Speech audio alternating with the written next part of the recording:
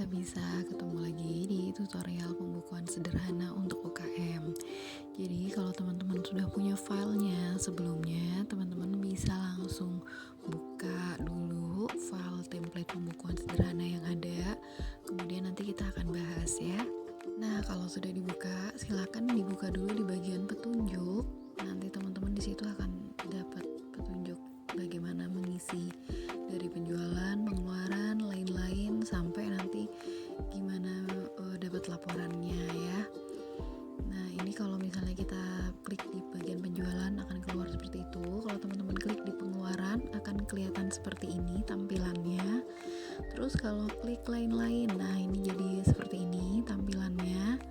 Setelah itu kalau turun ke bawah lagi, nah ini sekaligus kalau pengen ngelihat laporan laba rugi misalnya, nanti jadi seperti ini teman-teman, langsung jadi ada setahun tapi udah dibagi kolom-kolomnya itu per bulan gitu ya,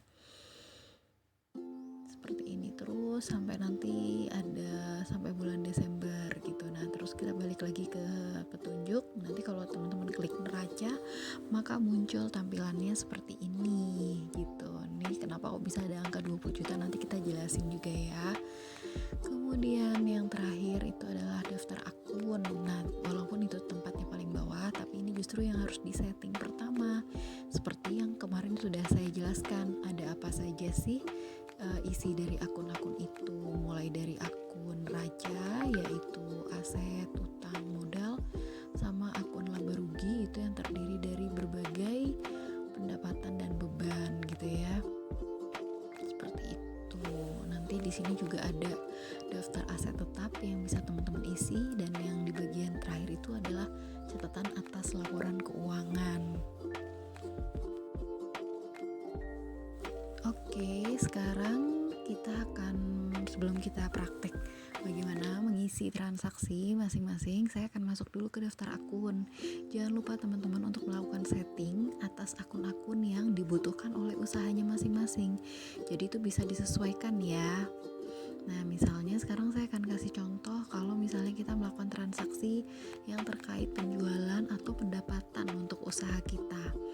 Nah yang pertama kita klik dulu di tanggal, misalnya kita ini transaksinya terjadinya tanggal berapa, tanggal 13 Juni misalnya.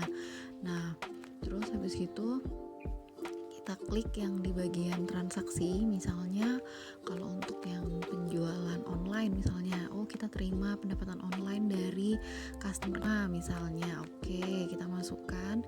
Nah terus kita klik nama akun, di situ otomatis akan keluar pilihan nama akun yang sudah kita masukkan di daftar akun sebelumnya. Setelah itu teman-teman tinggal klik unit aja, harga, nanti akan muncul jumlahnya. Nah itu nanti akan berpengaruh kemana, langsung akan bisa terlihat pengaruhnya di bagian laba rugi. Jadi karena tadi kita masukkannya di bulan Juni, teman-teman lihat tadinya kan 0 semua. Nah sekarang setelah dimasukkan jadi ada 10 juta ya tadi. Kemudian di bagian aset, kan ini kan awalnya 20 juta semua. Nah kemudian waktu masuk di bulan Juni udah jadi 21 juta. 1 jutanya dapat dari mana? Dari pendapatan online tadi yang kita sudah masukkan. Jadi otomatis sudah masuk ya. Oke, sekarang kita input data untuk pengeluaran kas, atau misalnya kita kulaan atau apalah, pokoknya yang keluar uang kas. Kita buat misalnya tanggalnya 13 Juni, terus kita ketikkan transaksinya. Misalnya membayar ongkos kirim gitu ya, membayar ongkos kirim. Nah, kemudian nama akunnya apa? Misalkan kalau ongkos kirim itu biasanya itu adalah masuk ke beban pokok penjualan gitu, karena itu adalah bagian dari sampai barang itu ada di tempat kita gitu ya. Misalnya biayanya berapa, 55.000. Nah terus nanti teman-teman lihat tuh, pertama kita lihat di laporan laba rugi, wah itu pendapatannya total 1 juta. Terus kita lihat ke bawah, yang kita masukkan 55.000 sudah masuk ya kan, sampai ke bawah juga udah masuk.